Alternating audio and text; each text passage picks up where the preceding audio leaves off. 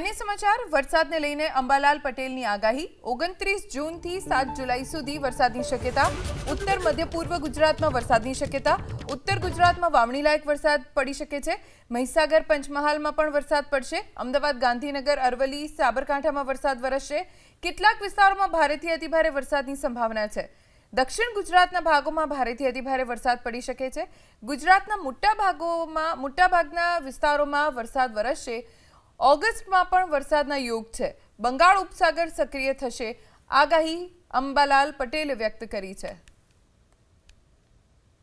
એક એમજીઓની સક્રિયતાના કારણે બંગાળ ઉપસાગરની શાખા સક્રિય થવાની શક્યતા રહેશે અને ચીનમાં ટાઇફૂન બને તો પણ ઘણી વખત મુશ્કેલી થતી હોય છે। એટલે હવે ધીરે ધીરે આ શાખાઓ સક્રિય થતાં વરસાદ આવવાની શક્યતા રહેશે। ખાસ કરીને ખેડૂત ભાઈઓ રાહમાં છે, પણ ઘણી વખત વરસાદનું મોડું પણ થતું હોય છે। ઘણી વખત આદ્રામાં વાયુ ફૂંકાતું હોય છે, પવન ફૂંકાતો હોય છે, તો પછી પુનર્વસુ નક્ષત્રમાં પણ વરસાદ થતો હોય છે। પરંતુ તે પૂર્વે બંગાળ ઉપસાગરની શાખાના લીધે ઉત્તર ગુજરાતના ભાગોમાં વરસાદ થવાની શક્યતા રહેશે। હિંમતનગર સાબરકાંઠાના ભાગમાં વરસાદ થવાની શક્યતા રહેશે અને અરવલ્લીના ભાગમાં પણ વરસાદ થવાની શક્યતા રહેશે। પંચમહાલના ભાગોમાં પણ વરસાદ થવાની શક્યતા રહેશે।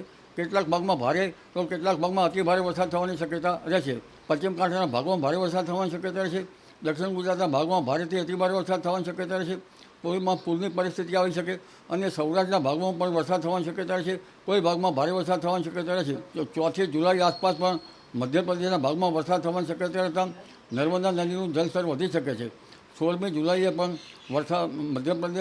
મધ્યપ્રદેશના ભાગોમાં વરસાદ થવાની શક્યતા રહેતા વિંધ્યાચલ પર્વતો વગેરે ભાગોમાં વરસાદ થશે, એટલે નર્મદા નદીનું આવરો આવી શકવાની શક્યતા રહેશે।